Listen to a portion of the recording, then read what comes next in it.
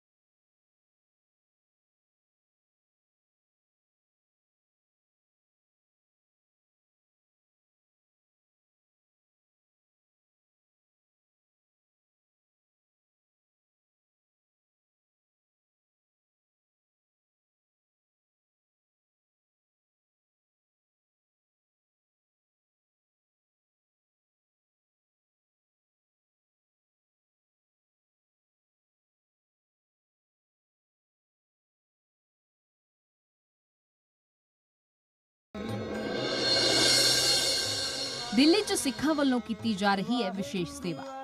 गुरुद्वारा रकाबगंज च बनाया गया Covid care centre. Covid patient जिवें इत्थे पहुंचूगा उस तो बाद की कुछ ट्रीटमेंट जिहड़ा कि ओहदा शुरू किया जाऊगा, की कुछ सर्विसेज जिहड़े कि कोविड पेशेंट्स दे लई इत्थे अवेलेबल है। जिस तरह पेशेंट आया इत्थे ते उहदी पहले ट्रैजिंग होएगी, ओहदा देखा जाएगा कि उन्होंने वाकई उन्होंने बीमारी है कि नहीं।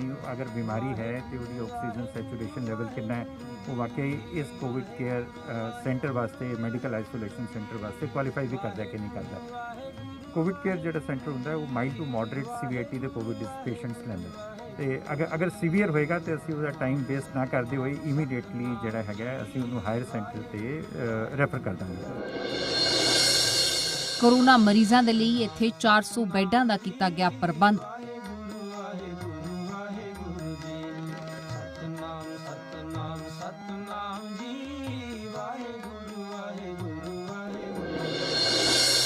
मरीजों का रखा जाएगा पूरा ख्याल।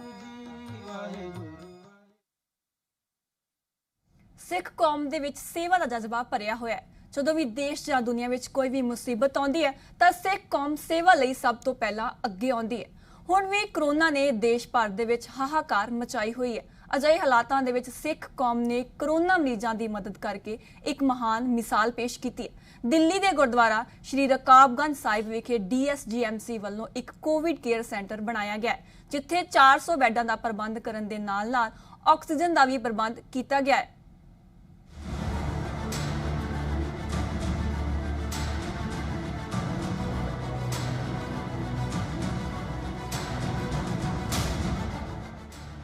राजधानी दिल्ली जो देश की धड़कन मनी जाती है, उत्थे ही महामारी के तांडव ने कई सिस्टम फेल कर दिए।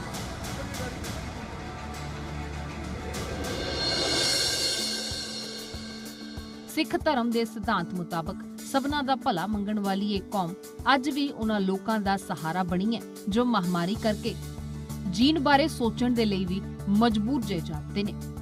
इस दे तहत अज तुहानूं सिखां दे एक महान उपराले बारे दसदे हां। कोरोना काल दे विच जिथे लोग एक दूजे दे घर जाण तो डरदे ने, उत्थे DSGMC लोकां दी मदद दे लई अगे आई है। दुनिया दे विच जदों किते भी कोई मुसीबत आंदी है, कोई आपदा आंदी है तो सिख कौम वल्लों अगे आके लोकां दी सेवा की जाती है। दिल्ली की जेकर गल की जाए तो दिल्ली दे विच भी माहौल काफ़ी ज़्यादा खराब हो चुका है। ਤੇ ਆਪਣੀ ਇਸ ਖਾਸ ਰਿਪੋਰਟ ਦੇ ਵਿੱਚ ਅਸੀਂ ਤੁਹਾਨੂੰ ਦਿਖਾਵਾਂਗੇ ਕਿ ਦਿੱਲੀ ਦੇ ਵਿੱਚ ਵਸਦੇ ਸਿੱਖਾਂ ਵੱਲੋਂ ਕਿਸ ਤਰੀਕੇ ਦੇ ਨਾਲ ਲੋਕਾਂ ਦੀ ਸੇਵਾ ਕੀਤੀ ਜਾ ਰਹੀ ਹੈ। ਤੇ ਅਸੀਂ ਦਾਅਵਾ ਕਰਦੇ ਹਾਂ ਕਿ ਜ਼ੀ ਪੰਜਾਬ ਹਰਿਆਣਾ ਹਿਮਾਚਲ ਦੀ ਇਹ ਖਾਸ ਰਿਪੋਰਟ ਵੇਖਣ ਤੋਂ ਬਾਅਦ तमाम ਉਹ ਸਾਡੇ ਦਰਸ਼ਕ, तमाम ਉਹ ਸਿੱਖ ਸੰਗਤਾਂ ਜਿਹੜੀ ਕਿ ਦੇਸ਼ ਵਿਦੇਸ਼ 'ਚ ਵਸ ਕੇ ਸਾਨੂੰ ਵੇਖ ਰਹੀਆਂ ਨੇ, ਉਹਨਾਂ ਨੂੰ ਅੱਜ ਆਪਣੇ ਸਿੱਖ ਹੋਣ ਦੇ ਉੱਤੇ ਮਾਣ ਜ਼ਰੂਰ ਹੋਵੇਗਾ। ਤਾਂ ਵੇਖਦੇ ਰਹੋ ਜ਼ੀ ਪੰਜਾਬ ਹਰਿਆਣਾ ਹਿਮਾਚਲ ਦੀ ਇਹ ਖਾਸ ਰਿਪੋਰਟ। ਇਸ ਦੇ ਤਹਿਤ ਕਮੇਟੀ ਨੇ ਗੁਰਦੁਆਰਾ ਰਕਾਬਗੰਜ ਸਾਹਿਬ ਵਿਖੇ ਕੋਰੋਨਾ ਮਰੀਜ਼ਾਂ ਦੇ ਲਈ ਇੱਕ ਕੋਵਿਡ ਕੇਅਰ ਸੈਂਟਰ ਬਣਾਇਆ ਹੈ। ਇਸ ਦੇ ਵਿੱਚ 400 ਬੈੱਡਸ ਦਾ ਪ੍ਰਬੰਧ ਕੀਤਾ ਗਿਆ ਹੈ ਤੇ ਡੀਐਸਜੀਐਮਸੀ ਵੱਲੋਂ ਕੋਰੋਨਾ ਮਰੀਜ਼ਾਂ ਦਾ ਇੱਥੇ ਖਿਆਲ ਰੱਖਿਆ ਜਾਏਗਾ। ਦੁਨੀਆ ਵਿੱਚ ਜਦੋਂ ਵੀ ਕਿਤੇ ਮੁਸ਼ਕਲ ਦੀ ਘੜੀ ਆਏਗੀ, ਸਿੱਖ ਕੌਮ ਹਮੇਸ਼ਾ ਹੀ ਸੇਵਾ ਦੇ ਲਈ ਅੱਗੇ ਆਉਂਦੀ ਰਹੇਗੀ। ਤੇ ਇੱਕ ਵਾਰ ਫਿਰ ਤੋਂ ਇਸੇ ਵਾਕ ਨੂੰ ਇੱਥੇ ਸਾਬਿਤ ਕਰ ਦਿੱਤਾ ਗਿਆ।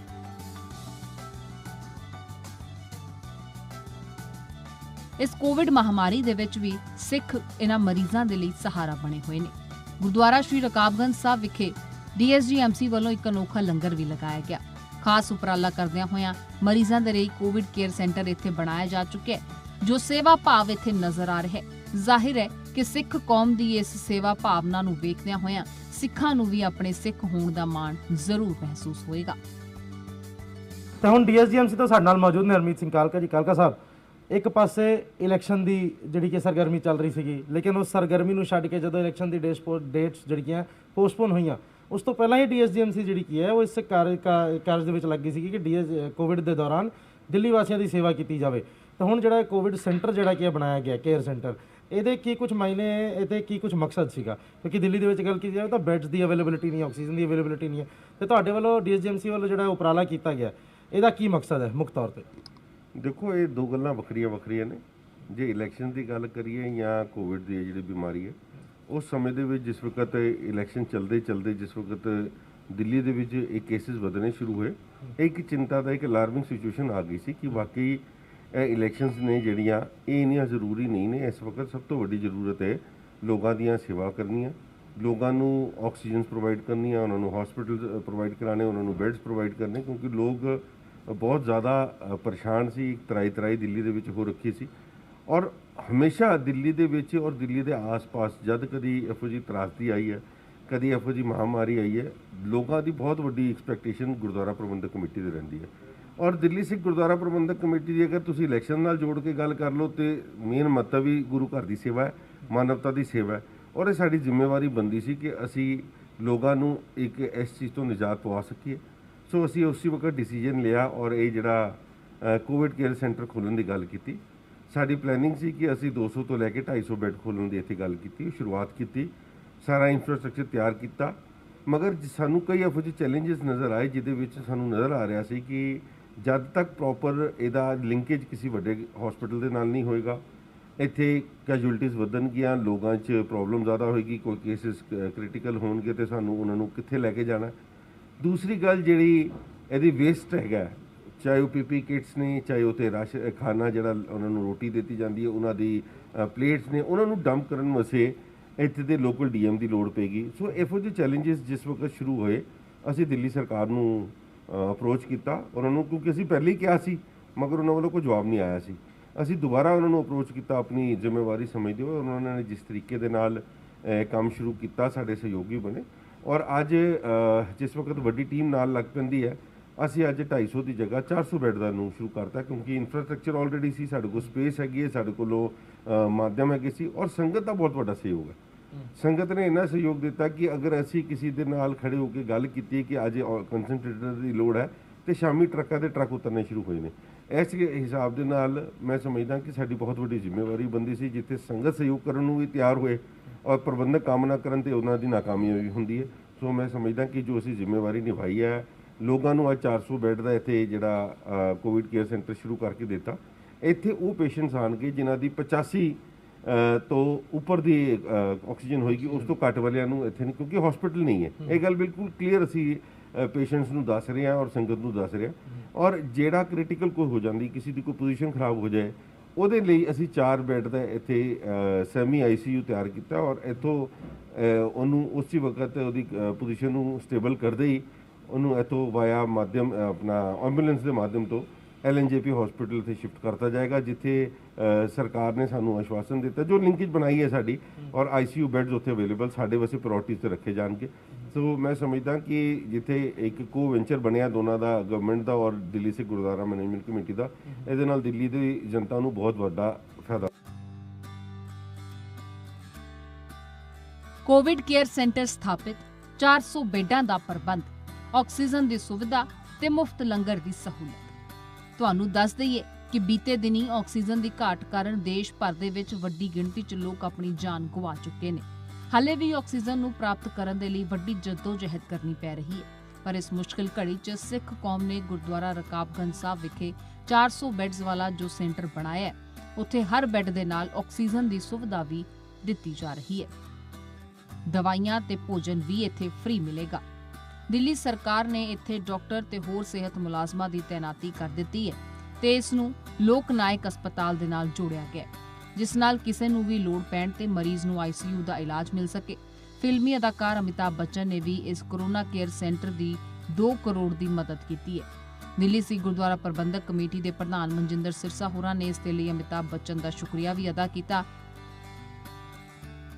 ਤੁਸੀਂ ਵੇਖ ਸਕਦੇ ਹੋ ਇੱਥੇ ਇੱਕ ਪੂਰਾ ਕੋਵਿਡ ਕੇਅਰ ਸੈਂਟਰ ਬਣਾਇਆ ਗਿਆ। ਤੁਸੀਂ ਵੇਖ ਸਕਦੇ ਹੋ तमाम ਐਂਬੂਲੈਂਸਸ ਇੱਥੇ ਇਸ ਵਕਤ ਸਾਹਮਣੇ ਮੌਜੂਦ ਨੇ, ਡਾਕਟਰਸ ਦੀ ਟੀਮ ਇੱਥੇ ਮੌਜੂਦ ਹੈ ਤੇ ਸਾਹਮਣੇ ਤੁਸੀਂ ਵੇਖ ਸਕਦੇ ਹੋ Shri Guru Tegh Bahadur COVID-19 medical isolation and treatment centre ਜਿਹੜਾ ਕਿ ਬਣਾਇਆ ਗਿਆ। ਤੁਹਾਨੂੰ ਦੱਸ ਦਈਏ ਕਿ ਗੁਰਦੁਆਰਾ ਰਕਾਬਗੰਜ ਸਾਹਿਬ ਵਿਖੇ ਜਿਹੜਾ ਕਿ ਭਾਈ ਲੱਖੀ ਸ਼ਾਹ ਬੰਜਾਰਾ ਹਾਲ ਹੈ, ਉਸ ਹਾਲ ਦੇ ਵਿੱਚ ਇਹ ਆਈਸੋਲੇਸ਼ਨ ਸੈਂਟਰ ਬਣਾਇਆ ਜਾ ਰਿਹਾ, ਕੋਵਿਡ ਕੇਅਰ ਸੈਂਟਰ ਬਣਾਇਆ ਜਾ ਰਿਹਾ ਤੇ तमाम ਇੱਥੇ ਸਰਵਿਸਿਜ਼ ਮੌਜੂਦ ਨੇ। ਕਿਉਂਕਿ ਦਿੱਲੀ ਦੀ ਜੇਕਰ ਗੱਲ ਕੀਤੀ ਜਾਵੇ ਤਾਂ ਦਿੱਲੀ ਦੇ ਵਿੱਚ ਕਾਫੀ ਜ਼ਿਆਦਾ ਦਿੱਕਤਾਂ ਕੋਵਿਡ ਪੇਸ਼ੈਂਟਸ ਨੂੰ ਆ ਰਹੀਆਂ। ਇਸ ਵਕਤ ਕਾਫੀ ਵੱਡੀ ਤਾਦਾਦ ਦੇ ਵਿੱਚ ਕੋਵਿਡ ਪੇਸ਼ੈਂਟਸ ਡੇਲੀ ਮਿਲ ਰਹੇ ਨੇ, ਪੋਜ਼ਿਟਿਵ ਕੇਸਿਸ। ਲੇਕਿਨ ਜਿਸ ਤਰੀਕੇ ਦੇ ਨਾਲ ਕਿੱਲਤ ਆਕਸੀਜਨ ਦੀ ਵੀ ਹੈ, ਜਿਸ ਤਰੀਕੇ ਨਾਲ ਕਿੱਲਤ ਬੈੱਡਸ ਦੀ ਵੀ ਹੈ, ਤਾਂ ਉਸ ਜ਼ਰੂਰਤ ਨੂੰ, ਉਸ ਰਿਕੁਆਇਰਮੈਂਟ ਨੂੰ ਪੂਰਾ ਕਰਨ ਦੇ ਲਈ ਕਿਤੇ ਨਾ ਕਿਤੇ ਇੱਥੇ DSGMC ਵੱਲੋਂ ਉਪਰਾਲਾ ਕੀਤਾ ਗਿਆ ਕਿ ਇੱਥੇ ਇੱਕ ਕੋਵਿਡ ਕੇਅਰ ਸੈਂਟਰ ਜਿਹੜਾ ਕੀ ਹੈ ਉਹ ਬਣਾਇਆ ਗਿਆ। ਤੇ ਆਓ ਤੁਹਾਨੂੰ ਦਿਖਾਉਂਦੇ ਆ ਕਿ ਕੋਵਿਡ ਕੇਅਰ ਸੈਂਟਰ ਦੇ ਵਿੱਚ ਕੀ ਕੁਝ ਸਰਵਿਸਿਜ਼ ਜਿਹੜੇ ਕੀ ਆ ਉਹ ਕੋਵਿਡ ਪੇਸ਼ੈਂਟਸ ਦੇ ਲਈ ਮੌਜੂਦ ਨੇ। ਤੁਸੀਂ ਵੇਖ ਸਕਦੇ ਹੋ ਸਭ ਤੋਂ ਪਹਿਲਾਂ ਇੱਥੇ ਐਗਜ਼ਾਮੀਨੇਸ਼ਨ ਏਰੀਆ ਜਿਹੜਾ ਕੀ ਹੈ, ਐਗਜ਼ਾਮੀਨੇਸ਼ਨ ਏਰੀਆ ਬਣਾਇਆ ਗਿਆ। ਇੱਥੇ ਐਗਜ਼ਾਮਿਨ ਕੀਤਾ ਜਾਊਗਾ, ਇੱਥੇ ਸੈਂਪਲਸ ਲਏ ਜਾਣਗੇ। ਤਾਂ ਉਸ ਤੋਂ ਬਾਅਦ ਇਹ ਕੋਵਿਡ ਕੇਅਰ ਸੈਂਟਰ, ਇਸ ਕੋਵਿਡ ਕੇਅਰ ਸੈਂਟਰ ਦੇ ਬਾਹਰ ਹੀ ਪਹਿਲਾਂ ਸੈਨੀਟਾਈਜੇਸ਼ਨ ਜਿਹੜੀ ਕੀ ਹੈ ਲੋਕਾਂ ਦੀ ਕਰਵਾਈ ਜਾਊਗੀ ਤੇ ਉਸ ਤੋਂ ਬਾਅਦ ਇਹ ਕੋਵਿਡ ਕੇਅਰ ਸੈਂਟਰ ਤੁਸੀਂ ਵੇਖ ਸਕਦੇ ਹੋ। ਤੁਹਾਨੂੰ ਦੱਸ ਦਈਏ 400 ਬੈੱਡ ਇਸ ਕੋਵਿਡ ਕੇਅਰ ਸੈਂਟਰ ਦੇ ਵਿੱਚ ਮੌਜੂਦ ਨੇ। तमाम ਉਹ ਸਰਵਿਸਿਜ਼ ਜਿਹੜੀ ਕਿ ਕੋਵਿਡ ਪੇਸ਼ੈਂਟਸ ਨੂੰ ਚਾਹੀਦੀਆਂ ਹੁੰਦੀਆਂ ਨੇ ਉਹ ਇੱਥੇ ਮੌਜੂਦ ਨੇ। ਆਕਸੀਜਨ ਹਰ ਬੈੱਡ ਦੇ ਨਾਲ ਇੱਥੇ ਮੌਜੂਦ ਹੈ, ਕਿਉਂਕਿ ਆਕਸੀਜਨ ਦੀ ਸਭ ਤੋਂ ਜ਼ਿਆਦਾ ਕਿੱਲਤ ਦਿੱਲੀ ਦੇ ਵਿੱਚ ਨਜ਼ਰ ਆ ਰਹੀ ਹੈ। ਦਿੱਲੀ ਦੇ ਹਸਪਤਾਲਾਂ ਦੇ ਵਿੱਚ ਆਕਸੀਜਨ ਖਤਮ ਹੁੰਦੀ ਜਾ ਰਹੀ ਹੈ। ਦਿੱਲੀ ਦੇ ਹਸਪਤਾਲਾਂ ਦੇ ਵਿੱਚ ਬੈੱਡਸ ਮੌਜੂਦ ਨਹੀਂ ਹੈਗੇ। ਲੇਕਿਨ DSGMC ਵੱਲੋਂ ਜਿਹੜਾ ਗੁਰਦੁਆਰਾ ਸ਼੍ਰੀ ਰਕਾਬਗੰਜ ਸਾਹਿਬ ਦੇ ਅੰਦਰ ਕੋਵਿਡ ਕੇਅਰ ਸੈਂਟਰ ਬਣਾਇਆ ਜਾ ਰਿਹਾ ਹੈ, ਇੱਥੇ ਕਾਫੀ ਵੱਡੀ ਤਾਦਾਦ ਦੇ ਵਿੱਚ ਬੈੱਡਸ ਵੀ ਮੌਜੂਦ ਨੇ। ਹਰ ਬੈੱਡ ਦੇ ਨਾਲ ਆਕਸੀਜਨ ਦੀ ਸਰਵਿਸ ਵੀ ਮੌਜੂਦ ਹੈ ਤੇ तमाम ਉਹ ਸਰਵਿਸਿਜ਼ ਜਿਹੜੀ ਕਿ ਕੋਵਿਡ ਪੇਸ਼ੈਂਟਸ ਨੂੰ ਚਾਹੀਦੀ ਹੁੰਦੀਆਂ ਨੇ ਉਹ ਇੱਥੇ ਅਵੇਲੇਬਲ ਹੈ। ਤਾਂ ਦੇਖ ਸਕਦੇ ਹੋ ਤੁਸੀਂ ਉਪਰਾਲਾ ਜਿਹੜਾ ਕੀ ਉਹ ਕੀਤਾ ਗਿਆ ਹੈ DSGMC ਵੱਲੋਂ। ਇਹ ਸੇਵਾ DSGMC ਵੱਲੋਂ ਦਿੱਤੀ ਜਾ ਰਹੀ ਹੈ, ਜਿੱਥੇ ਕਿ ਕੋਵਿਡ ਕੇਅਰ ਸੈਂਟਰ ਬਣਾਇਆ ਗਿਆ 400 ਬੈੱਡਾਂ ਦਾ, 400 ਬੈੱਡਸ ਦਾ ਇਹ ਕੋਵਿਡ ਕੇਅਰ ਸੈਂਟਰ DSGMC ਵੱਲੋਂ ਬਣਾਇਆ ਗਿਆ ਤੇ ਕੁਝ ਹੀ ਦੇਰ ਬਾਅਦ ਇੱਥੇ ਪੇਸ਼ੈਂਟਸ ਆਣੇ ਵੀ ਸ਼ੁਰੂ ਹੋ ਜਾਣਗੇ, ਕਿਉਂਕਿ ਜ਼ਰੂਰਤ ਹੈ ਇਸ ਵਕਤ ਦਿੱਲੀ ਨੂੰ। ਦਿੱਲੀ ਦੇ ਵਿੱਚ ਕਾਫੀ ਜ਼ਿਆਦਾ ਦਿੱਕਤਾਂ ਦਾ ਸਾਹਮਣਾ ਲੋਕਾਂ ਨੂੰ ਕਰਨਾ ਪੈ ਰਿਹਾ। ਕੋਵਿਡ ਪੇਸ਼ੈਂਟਸ ਕਾਫੀ ਵੱਡੀ ਤਾਦਾਦ ਦੇ ਵਿੱਚ ਨੇ, ਜਿਨ੍ਹਾਂ ਨੂੰ ਆਕਸੀਜਨ ਦੀ ਕਮੀ ਵੀ ਹੋ ਰਹੀ ਹੈ। ਦਿੱਲੀ ਦੇ ਵਿੱਚ ਆਕਸੀਜਨ ਦੀ ਵੀ ਕਿੱਲਤ ਹੈ ਤੇ तमाम ਜਿਹੜੀ ਦਿੱਕਤਾਂ ਦਾ ਸਾਹਮਣਾ ਕਰਨਾ ਪੈ ਰਿਹਾ ਦਿੱਲੀ ਵਾਸੀਆਂ ਨੂੰ, ਉਹਦੇ ਲਈ ਹੁਣ DSGMC ਵੱਲੋਂ ਉਪਰਾਲਾ ਕੀਤਾ ਗਿਆ ਕਿ 400 ਬੈੱਡਸ ਦੇ ਨਾਲ ਲੈਸ, ਆਕਸੀਜਨ ਦੇ ਨਾਲ ਲੈਸ ਇਹ ਕੋਵਿਡ ਕੇਅਰ ਸੈਂਟਰ DSGMC ਵੱਲੋਂ ਬਣਾਇਆ ਗਿਆ। ਕੀ ਕੁਝ ਸਰਵਿਸਿਜ਼ ਇੱਥੇ ਕੋਵਿਡ ਪੇਸ਼ੈਂਟਸ ਦੇ ਲਈ ਹੋਣਗੀ ਸਰ? ਕੋਵਿਡ ਪੇਸ਼ੈਂਟ ਜਿਵੇਂ ਇੱਥੇ ਪਹੁੰਚੂਗਾ ਉਸ ਤੋਂ ਬਾਅਦ ਕੀ ਕੁਝ ਟ੍ਰੀਟਮੈਂਟ ਜਿਹੜਾ ਕਿ ਉਹਦਾ ਸ਼ੁਰੂ ਕੀਤਾ ਜਾਊਗਾ? ਕੀ ਕੁਝ ਸਰਵਿਸਿਜ਼ ਜਿਹੜੇ ਕਿ ਉਹ ਕੋਵਿਡ ਪੇਸ਼ੈਂਟਸ ਦੇ ਲਈ ਇੱਥੇ ਅਵੇਲੇਬਲ ਹੈ? ਜਿਸ ਤਰ੍ਹਾਂ ਪੇਸ਼ੈਂਟ ਆਇਆ ਇੱਥੇ ਤੇ ਉਹਦੀ ਪਹਿਲੇ ਟ੍ਰੈਜਿੰਗ ਹੋਏਗੀ, ਉਹ ਤਾਂ ਦੇਖਿਆ ਜਾਏਗਾ ਕਿ ਉਹਨੂੰ ਵਾਕਈ ਉਹਨੂੰ बीमारी है कि नहीं। अगर बीमारी है तो वो ऑक्सीजन सैचुरेशन लेवल कितना है, वो वाकई इस कोविड केयर सेंटर वास्ते, मैडिकल आइसोलेशन सेंटर वास्ते क्वालीफाई भी करता है कि नहीं करता है। कोविड केयर जो सेंटर होंगे वो माइल्ड टू मॉडरेट सीवियरिटी के कोविड पेशेंट्स लैंदा है। तो अगर सीवियर होएगा तो असी उसका टाइम वेस्ट ना करते हुए इमीडिएटली जोड़ा है असी उन्होंने हायर सेंटर पर रैफर कर देंगे। ਹਾਇਰ ਸੈਂਟਰ ਜਿਹੜਾ ਹੈਗਾ ਦਿੱਲੀ ਦਾ ਟਰਸ਼ਰੀ ਕੇਅਰ ਹਸਪੀਟਲ ਲੋਕ ਨਾਇਕ ਜੈ ਪ੍ਰਕਾਸ਼ ਨਾਰਾਇਣ ਹਸਪੀਟਲ ਹੈ ਤੇ ਉਹ ਸਾਡੇ ਨਾਲ ਲਿੰਕਡ ਹੈ ਦਿੱਲੀ ਗਵਰਨਮੈਂਟ ਦੇ ਵੱਲੋਂ ਤੇ ਉਹ ਸਾਡੇ ਪੇਸ਼ੈਂਟਸ ਨੂੰ ਐਂਟਰਟੇਨ ਕਰਨਗੇ ਤੇ ਫਰਦਰ ਜਿਹੜਾ ਟ੍ਰੀਟਮੈਂਟ ਹੈਗਾ ਉਹ ਉਹਨਾਂ ਨੂੰ ਦੇਣਗੇ। ਪੇਸ਼ੈਂਟ ਅਗਰ ਇੱਕ ਵਾਰ ਸਾਡੇ ਵਾਸਤੇ ਕੁਆਲੀਫਾਈ ਕਰ ਗਿਆ ਤੇ ਅੰਦਰ ਆ ਕਰਕੇ ਫਿਰ ਅਸੀਂ ਉਹਦਾ ਰਜਿਸਟ੍ਰੇਸ਼ਨ ਕਰਾਂਗੇ, ਉਹਦੀ ਹਿਸਟਰੀ ਉਹਦੀ ਡਿਟੇਲਸ ਲੈ ਕੇ ਫਿਰ ਉਹਦਾ ਅਕੋਰਡਿੰਗਲੀ ਟ੍ਰੀਟਮੈਂਟ ਸ਼ੁਰੂ ਹੋ ਜਾਏਗਾ। ਜਿਹੜੇ ਡਾਕਟਰਸ ਨੇ ਉਹ ਡਿਸਾਈਡ ਕਰਨਗੇ ਕਿ ਉਹਨੂੰ ਕਿਹੜਾ ਟ੍ਰੀਟਮੈਂਟ ਚਾਹੀਦਾ ਹੈ, ਕਿੰਨਾ ਟ੍ਰੀਟਮੈਂਟ ਚਾਹੀਦਾ ਹੈ, ਕਿੰਨੀ ਆਕਸੀਜਨ ਦੀ ਰਿਕੁਆਇਰਮੈਂਟ ਹੈ ਤੇ ਉਹਦੇ ਹਿਸਾਬ ਨਾਲ ਉਹਨੂੰ ਉਹਦਾ ਬੈੱਡ ਦਿੱਤਾ ਜਾਏਗਾ। ਅਗਰ ਉਹਦੀ ਆਕਸੀਜਨ ਰਿਕੁਆਇਰਮੈਂਟ ਜ਼ਿਆਦਾ ਹੈ, ਡਾਕਟਰ ਡਿਸਾਈਡਸ ਕਿ ਇਹਨੂੰ 10 ਲੀਟਰਸ ਦੀ ਜ਼ਰੂਰਤ ਹੈ ਜਾਂ ਦੇਣਾ ਹੈ ਤੇ ਉਹਨੂੰ ਉਸ ਹਿਸਾਬ ਨਾਲ ਉਹ ਆਕਸੀਜਨ ਕੰਸਨਟ੍ਰੇਟਰ ਵਾਲਾ ਜਿਹੜਾ ਬੈੱਡ ਹੈ ਉਹ ਦਿੱਤਾ ਜਾਏਗਾ। ਤੇ ਅਦਰਵਾਈਜ਼ ਜਿਹੜੇ ਸਾਡੇ ਸਪੈਸ਼ਲਿਸਟ ਨੇ ਇਸ ਸਮੇਂ ਸਾਡੇ ਕੋਲੋਂ ਜਨਰਲ ਡਿਊਟੀ ਮੈਡੀਕਲ ਆਫੀਸਰਸ ਨੇ ਜਿਹੜੇ ਆਲ MBBS ਨੇ, ਫਿਰ ਸਾਡੇ ਕੋਲੋਂ ਪਲਮੋਨੋਲੋਜਿਸਟ ਹੈ ਜਿਹੜਾ ਕਿ ਲੰਗਸ ਦੇ ਬਾਰੇ ਜਿਹੜਾ ਮੇਨ ਕਿਉਂਕਿ ਇਹ ਡਿਸੀਜ਼ ਜਿਹੜੀ ਹੈਗੀ ਹੈ ਲੰਗਸ ਨੂੰ ਅਫੈਕਟ ਕਰਦੀ ਹੈ ਤੇ ਪਲਮੋਨੋਲੋਜਿਸਟ ਔਨ ਬੋਰਡ ਹੈਗਾ। ਸਾਡੇ ਕੋਲ ਐਨੈਸਥੈਟਿਸਟ ਹੈਗਾ ਜਿਹੜਾ ਕਿ ਬਹੁਤ ਹੀ ਇੰਪੋਰਟੈਂਟ ਹੁੰਦਾ ਕ੍ਰਿਟੀਕਲ ਕੇਸ ਨੂੰ ਮੈਨੇਜ ਕਰਨ ਵਾਸਤੇ, ਸੰਭਾਲਣ ਵਾਸਤੇ। ਸਾਡੇ ਕੋਲ ਫਿਜ਼ੀਸ਼ੀਅਨ ਹੈ ਜਿਹੜਾ ਕਿ ਪੇਸ਼ੈਂਟ ਦੀ ਜਨਰਲ ਐਸੋਸੀਏਟਿਡ ਕੋਮੋਰਬਿਡ ਕੰਡੀਸ਼ਨਸ ਨੇ ਕਿ ਅਗਰ ਕੋਈ ਪੇਸ਼ੈਂਟ ਆਇਆ ਉਹਨੂੰ ਡਾਇਬਟੀਜ਼ ਵੀ ਹੈ ਤੇ ਅਸੀਂ ਉਹਦੀ ਡਾਇਬਟੀਜ਼ ਵੀ ਕੰਟਰੋਲ ਕਰਨੀ ਹੈ। ਇਹ ਨਹੀਂ ਹੈ ਕਿ ਉਹਦਾ ਕੋਵਿਡ ਹੀ ਅਸੀਂ ਕਰਨਾ ਹੈ ਤੇ ਡਾਇਬਟੀਜ਼ ਨਾਲ ਉਹਦਾ ਕੋਲੈਟਰਲ ਡੈਮੇਜ ਹੋ ਜਾਏ ਤੇ ਇੱਥੇ ਉਹਦੀ ਜਿਹੜੀ ਹੋਰ ਵੀ ਐਸੋਸੀਏਟਿਡ ਡਿਸੀਜ਼ਸ ਨੇ ਭਾਵੇਂ ਹਾਈਪਰਟੈਂਸ਼ਨ ਹੈ ਜਾਂ ਫਿਰ ਜੋ ਵੀ ਹੈ ਤੇ ਉਹ ਵੀ ਟ੍ਰੀਟ ਹੋਣਗੀਆਂ। ਉਹਦੇ ਵਾਸਤੇ ਸਾਡੇ ਕੋਲ ਫਿਜ਼ੀਸ਼ੀਅਨ ਹੈ ਤੇ ਇਸ ਤਰੀਕੇ ਨਾਲ ਜਦੋਂ ਸਾਡਾ ਪੇਸ਼ੈਂਟ ਇੱਥੇ ਆਏਗਾ ਉਹ ਗਾਈਡਲਾਈਨ ਦੇ ਹਿਸਾਬ ਨਾਲ ਆਏਗਾ। ਜਦੋਂ ਪੇਸ਼ੈਂਟ ਠੀਕ ਹੋ ਜਾਏਗਾ ਡਿਸਚਾਰਜ ਹੋਏਗਾ ਉਹ ਵੀ ਗਾਈਡਲਾਈਨ ਦੇ ਹਿਸਾਬ ਨਾਲ ਹੋਏਗਾ। ਤੇ ਸਾਡੇ ਕੁਝ ਬੈੱਡਸ ਜਿਹੜੇ ਨੇ ਉਹ ਨਾਨ ਆਕਸੀਜਨ ਬੈੱਡ ਨੇ। ਸਪੋਜ਼ ਪੇਸ਼ੈਂਟ ਜਿਹੜਾ ਹੈ ਉਹ ਠੀਕ ਹੋ ਰਿਹਾ ਤੇ 3 ਦਿਨ ਉਹਦੀ ਆਕਸੀਜਨ 95 ਬਿਨਾਂ ਸਪੋਰਟ ਤੋਂ ਮੇਨਟੇਨ ਹੋਣੀ ਹੈ ਉਸ ਤੋਂ ਪਹਿਲੇ ਕਿ ਅਸੀਂ ਉਹਨੂੰ ਡਿਸਚਾਰਜ ਕਰੀਏ ਤੇ ਉਹ ਜਿਹੜੇ 3 ਦਿਨ ਨੇ ਅਸੀਂ ਉਹਨੂੰ ਨਾਨ ਆਕਸੀਜਨ ਬੈੱਡ ਤੇ ਸ਼ਿਫਟ ਕਰ ਦਾਂਗੇ ਕਿ ਆਕਸੀਜਨ ਵਾਲਾ ਬੈੱਡ ਕਿਸੇ ਹੋਰ ਨੂੰ ਮਿਲ ਜਾਏ।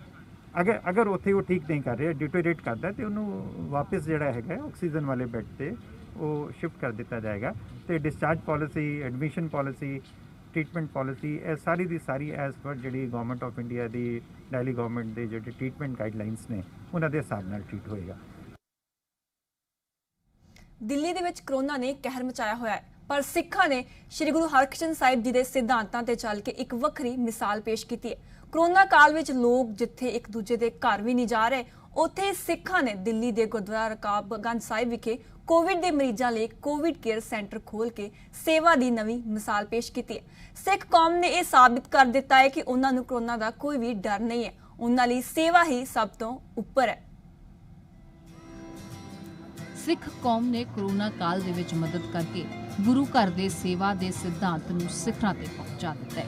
DSGMC ਦੇ ਜਨਰਲ ਸਕੱਤਰ ਹਰਮੀਤ ਸਿੰਘ ਕਾਲਕਾ ਨੇ ਜਿਨ੍ਹਾਂ ਨੇ ਕਿਹਾ ਕਿ DSGMC ਦੀਆਂ ਚੋਣਾਂ ਲੜਨ ਪਿੱਛੇ ਉਹਨਾਂ ਦਾ ਮਕਸਦ ਸੇਵਾ ਕਰਨਾ ਹੀ ਹੈ। ਕਾਲਕਾ ਨੇ ਕਿਹਾ ਕਿ ਦਿੱਲੀ ਦੇ ਵਿੱਚ ਜਦੋਂ ਵੀ ਕੋਈ ਆਪਦਾ ਆਉਂਦੀ ਹੈ ਤਾਂ ਲੋਕ DSGMC ਤੋਂ ਖਾਸ ਉਮੀਦ ਕਰਦੇ ਨੇ। ਦਿੱਲੀ ਗੁਰਦੁਆਰਾ ਕਮੇਟੀ ਉਹਨਾਂ ਦੀ ਮਦਦ ਹਮੇਸ਼ਾ ਕਰਦੀ ਰਹੇਗੀ ਤੇ ਇਸ ਦੇ ਤਹਿਤ ਹੀ DSGMC ਨੇ ਮਰੀਜ਼ਾਂ ਦੀ ਮਦਦ ਕਰਕੇ ਮਿਸਾਲ ਪੇਸ਼ ਵੀ ਕਰ ਦਿੱਤੀ ਹੈ। ਕਾਲਕਾ ਸਾਹਿਬ, ਜਿੱਥੇ ਵੀ ਦੁਨੀਆ ਦੇ ਵਿੱਚ ਕਦੇ ਕੋਈ ਆਪਦਾ ਸਾਨੂੰ ਵੇਖਣ ਨੂੰ ਮਿਲਦੀ ਹੈ ਉੱਥੇ ਸਿੱਖ ਕੌਮ ਵੱਲੋਂ ਆਪਣੀ ਪੂਰੀ ਸੇਵਾ ਦਿੱਤੀ ਜਾਂਦੀ ਹੈ। ਕਿਹਾ ਜਾ ਸਕਦਾ ਕਿ ਹੁਣ DSGMC ਵੱਲੋਂ ਵੀ ਜ਼ਰੂਰ ਕਿਤੇ ਨਾ ਕਿਤੇ ਇੱਕ ਐਗਜ਼ਾਮਪਲ ਸੈੱਟ ਕੀਤਾ ਜਾਊਗਾ।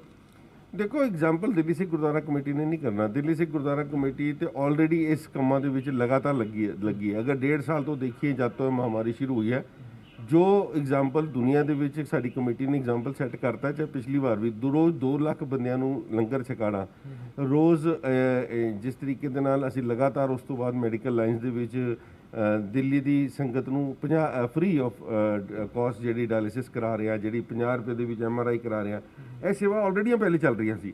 ਮਗਰ ਮੈਂ ਸਮਝਦਾ ਕਿ ਸਾਨੂੰ ਗੁਰਤੀ ਸ਼੍ਰੀ ਗੁਰੂ ਗ੍ਰੰਥ ਸਾਹਿਬ ਮਹਾਰਾਜ ਤੋਂ ਮਿਲੀ ਹੈ, ਜਿਹਦੀ ਟੀਚਿੰਗਸ ਕਰਕੇ, ਜਿਹੜੀ ਫੋਲੋਇੰਗਸ ਕਰਕੇ ਅਸੀਂ ਇੱਥੇ ਤੱਕ ਪਹੁੰਚੇ ਹਾਂ। ਔਰ ਹਮੇਸ਼ਾ ਸਿੱਖ ਕੌਮ ਹਮੇਸ਼ਾ ਅੱਗੇ ਵੱਧ ਚੜ੍ਹ ਕੇ ਆਪਣੇ ਗੁਰੂਆਂ ਨੂੰ ਜਿਸ ਤਰ੍ਹਾਂ ਅਕੀਦਾ ਭੇਟ ਕਰਦੀ ਹੈ, ਗੁਰੂਆਂ ਦੇ ਪਾਏ ਹੋਏ ਰਸਤੇ ਤੇ ਚੱਲਦੀ ਹੈ, ਇਹ ਸੇਵਾ ਸਾਰੀ ਕੌਮ ਕਰਦੀ ਹੈ। ਔਰ ਸਾਨੂੰ ਇਸ ਕੌਮ ਨੂੰ ਅੱਜ ਲੀਡ ਕਰਨ ਦਾ ਮੌਕਾ ਮਿਲਿਆ ਕਿ ਜਿਸ ਤਰੀਕੇ ਨਾਲ ਕਮੇਟੀ ਦੀ ਜ਼ਿੰਮੇਵਾਰੀ ਸਾਡੇ ਤੇ ਹੈ ਤੇ ਸਮੁੱਚੀ ਟੀਮ ਮਿਲ ਕੇ ਸਾਰਾ ਕੰਮ ਕਰ ਰਹੀ ਹੈ। ਸਾਰੀ ਟੀਮ ਦਾ ਸ਼੍ਰੇਅ। ਕਾਲਕਾ ਸਾਹਿਬ, ਕਿਹਾ ਜਾ ਸਕਦਾ ਕਿ ਜਿਹੜੇ ਵੀ ਸਾਡੇ ਦਰਸ਼ਕ ਦੇਸ਼ ਵਿਦੇਸ਼ਾਂ ਦੇ ਵਿੱਚ ਬੈਠੇ ਹੋਏ ਰਿਪੋਰਟ ਵੇਖਦੇ ਹੋਣਗੇ, ਉਹਨਾਂ ਨੂੰ ਵੀ ਕਿਤੇ ਨਾ ਕਿਤੇ ਜਿਹੜੇ ਸਿੱਖ ਸੰਗਤ ਹੈ ਉਹਨਾਂ ਨੂੰ ਵੀ ਆਪਣੇ ਸਿੱਖ ਹੋਣ ਦੇ ਉੱਤੇ ਮਾਣ ਹੋਊਗਾ ਇਹ ਰਿਪੋਰਟ ਦੇਖਣ ਤੋਂ ਬਾਅਦ। ਦੇਖੋ, ਬਿਲਕੁਲ ਹੋਣਾ ਚਾਹੀਦਾ ਹੈ। ਹਰ ਬੰਦੇ ਨੂੰ ਇਸ ਚੀਜ਼ ਦਾ ਮਾਣ ਹੁੰਦਾ ਹੈ ਕਿ ਮੇਰੀ ਕਮਿਊਨਿਟੀ ਕੀ ਕਰ ਰਹੀ ਹੈ।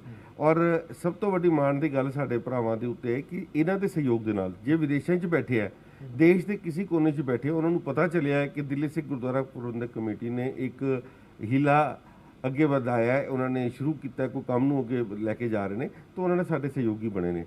ਪਹਿਲੇ ਦਿਨ ਜਿਸ ਦਿਨ ਅਸੀਂ ਇਸ ਚੀਜ਼ ਦਾ ਫੈਸਲਾ ਲਿਆ ਸੀ ਕਿ ਅਸੀਂ 200 ਕਨਸੈਂਟਰੇਟਰ ਲੈ ਕੇ ਸ਼ੁਰੂ ਕਰਾਂਗੇ, ਸਾਡੇ ਕੋਲੋਂ 1 ਮੀਟਰ ਤਾਰ ਵੀ ਨਹੀਂ ਹੈਗੀ ਸੀ ਔਰ ਸਾਡੇ ਕੋਲੋਂ ਬੈਂਕ ਬੈਲੈਂਸ ਵੀ ਇੰਨਾ ਨਹੀਂ ਸੀ ਕਿ ਅਸੀਂ, ਕਿਉਂਕਿ ਹਮੇਸ਼ਾ ਅਸੀਂ ਸੰਗਤ ਤੇ ਭਰੋਸਾ ਰੱਖਿਆ ਔਰ ਸੰਗਤ ਨੇ ਸਾਡੇ ਤੇ ਵਿਸ਼ਵਾਸ ਰੱਖਿਆ, ਕਿਉਂਕਿ ਸਾਡੀ ਕਮੇਟੀ ਨੇ ਜਦ ਤੋਂ ਸੇਵਾ ਸੰਭਾਲ ਕੀਤੀ ਹੈ, ਸਾਡਾ ਇੱਕੋ ਉਦੇਸ਼ ਰਿਹਾ ਗੁਰੂ ਘਰ ਦੀ ਸੇਵਾ ਔਰ ਪਾਰਦਰਸ਼ਤਾ ਨਾਲ। ਜਿੰਨੀ ਟਰਾਂਸਪੇਰੈਂਸੀ ਨਾਲ ਇਸ ਕਮੇਟੀ ਨੇ ਕੰਮ ਕੀਤਾ, ਅੱਜ ਤੱਕ ਕਿਸੇ ਕਮੇਟੀ ਨੇ ਕੰਮ ਨਹੀਂ ਕੀਤਾ ਔਰ ਅਸੀਂ ਉਸ ਟਰਾਂਸਪੇਰੈਂਸੀ ਦਾ ਮੈਂ ਸਮਝਦਾ ਕਿ ਇਹੀ ਫਾਇਦਾ ਹੋਇਆ ਕਿ ਸੰਗਤ ਸਾਡੇ ਤੇ ਵਿਸ਼ਵਾਸ ਕਰਦੀ ਹੈ। ਆਖਰੀ ਸਵਾਲ ਕਾਲਕਾ ਸਾਹਿਬ, ਕਿਵੇਂ ਅਪਰੋਚ ਕੀਤਾ ਜਾਵੇ ਜੇ ਕੋਈ ਕੋਵਿਡ ਪੇਸ਼ੈਂਟ ਹੋਵੇ, ਜੇ ਕਿਸੇ ਦੀ ਹਾਲਤ ਮਾਈਲਡ ਜਾਂ ਮੋਡਰੇਟ ਹੋਵੇ, ਉਹ ਕਿਵੇਂ ਇਸ ਕੋਵਿਡ ਸੈਂਟਰ ਦੇ ਵਿੱਚ ਤੁਹਾਨੂੰ ਅਪਰੋਚ ਕਰ ਸਕਦੇ ਨੇ? ਦੇਖੋ, ਜੇ ਤੇ ਮੈਂ ਧਾਰਮਿਕ ਗੱਲ ਕਰਾਂ ਤੇ ਇਹ ਗੁਰੂ ਘਰ ਹੈ, ਇੱਥੇ ਜਿਸ ਤਰੀਕੇ ਦੇ ਨਾਲ ਗੁਰੂ ਘਰ ਦੇ ਵਿੱਚ ਮੱਥਾ ਟੇਕਣ ਵਾਸਤੇ ਅਲੱਗ ਲਾਈਨ ਨਹੀਂ ਲੱਗਦੀ, ਲੰਗਰ ਵਿੱਚ ਰੋਟੀ ਖਾਣ ਵਾਸਤੇ ਅਲੱਗ ਲਾਈਨ ਲੱਗਦੀ। ਅਸੀਂ ਆਪਣਾ ਸਿਸਟਮ ਇਹੀ ਬਣਾਇਆ ਕਿ ਇੱਥੇ ਐਡਮਿਸ਼ਨ ਵੀ ਜਿਹਦੀ ਹੋਏਗੀ ਕਿਸੇ ਦੀ ਕੋਈ ਰਿਜ਼ਰਵੇਸ਼ਨ ਨਹੀਂ ਹੈ।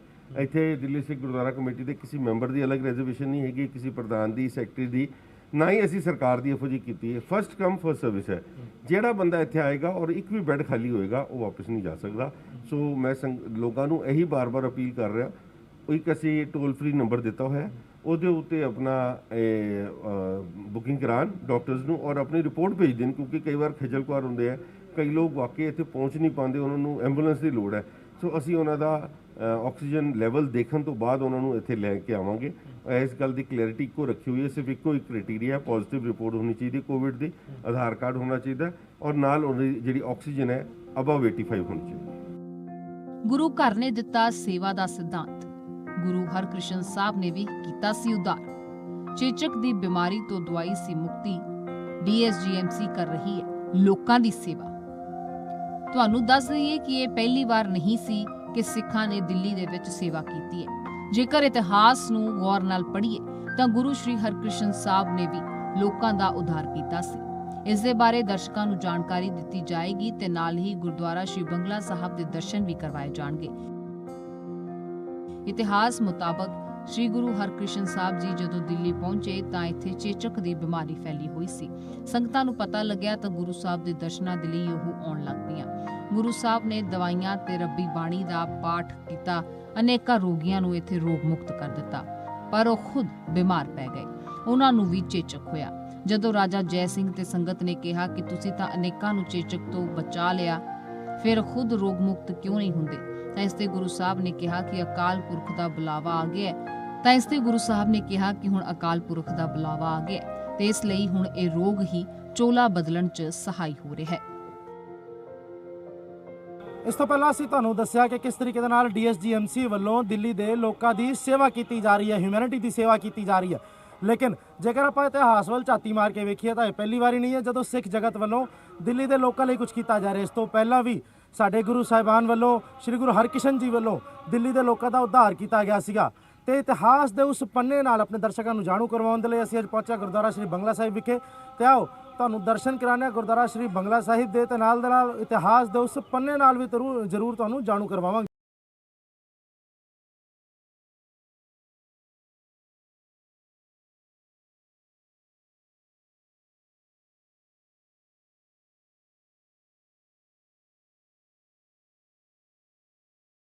ਇਤਿਹਾਸ ਦੇ ਉਸ ਪੰਨੇ ਬਾਰੇ ਜਾਣੂ ਕਰਵਾਉਣ ਲਈ ਅੱਜ ਸਾਡੇ ਨਾਲ ਮੌਜੂਦ ਨੇ ਸਿੰਘ ਸਾਹਿਬ ਗਿਆਨੀ ਰਣਜੀਤ ਸਿੰਘ ਜੀ, ਜਿਹੜੇ ਕਿ ਹੈੱਡ ਗ੍ਰੰਥੀ ਨੇ ਗੁਰਦੁਆਰਾ ਸ਼੍ਰੀ ਬੰਗਲਾ ਸਾਹਿਬ ਦੇ। ਬਾਬਾ ਜੀ, ਜੇਕਰ ਗੱਲ ਕੀਤੀ ਜਾਵੇ ਸਿੱਖ ਇਤਿਹਾਸ ਦੀ, ਤਾਂ ਇਸ ਵਾਰੀ ਜਿਸ ਤਰੀਕੇ ਨਾਲ ਡੀਐਸਜੀਐਮਸੀ ਵੱਲੋਂ ਉਪਰਾਲੇ ਕੀਤੇ ਜਾ ਰਹੇ ਹਨ ਦਿੱਲੀ ਦੇ ਲੋਕਾਂ ਦੇ ਲਈ, ਸਾਡੇ ਗੁਰੂ ਮਹਾਰਾਜ ਵੱਲੋਂ ਵੀ ਕਿਤੇ ਨਾ ਕਿਤੇ ਦਿੱਲੀ ਦੇ ਲੋਕਾਂ ਦਾ ਉਧਾਰ ਕੀਤਾ ਗਿਆ ਸੀਗਾ। ਉਹ ਕਿਸ ਤਰੀਕੇ ਦੇ ਨਾਲ ਕੀਤਾ ਗਿਆ ਸੀਗਾ ਤੇ ਉਹਦਾ ਇਤਿਹਾਸ ਗੁਰਦੁਆਰਾ ਸ਼੍ਰੀ ਬੰਗਲਾ ਸਾਹਿਬ ਦੇ ਨਾਲ ਕਿਵੇਂ ਜੁੜਿਆ ਹੋਇਆ ਹੈ? ਵਾਹਿਗੁਰੂ ਜੀ ਕਾ ਖਾਲਸਾ, ਵਾਹਿਗੁਰੂ ਜੀ ਕੀ ਫਤਿਹ।